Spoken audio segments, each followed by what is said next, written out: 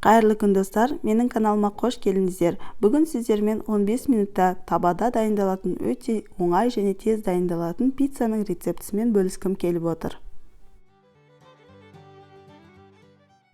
Жұмыртқа, қаймақ және ұнды біркелкі болғанша венчикпен жақсылап араластырамыз. Менің табамның диаметрі 24 см. Бұл ингредиенттер осындай кішкентай табаға арналған. Егер сіздің табаңыз үлкен болса, ингредиенттерді көбейтіңіз.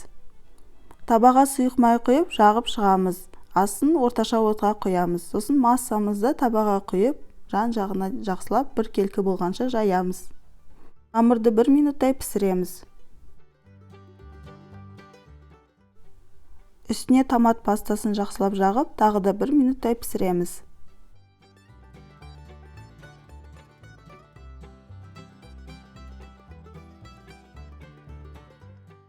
Пиццаның үстіне қалаған ингредиенттеріңізді салсаңыз болады. Бүгін менде помидор, болгар бұрышы, колбаса және зәйтүн болады.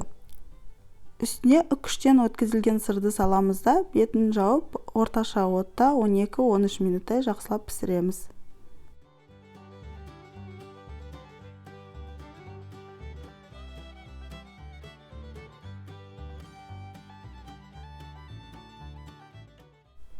Пиццамыз осымен дайын, өте оңай және тез жасалады. Мен бұл пиццаны көбінесе таңғы асқа ұсынамын. Сіздерге жасап көруге кеңес беремін.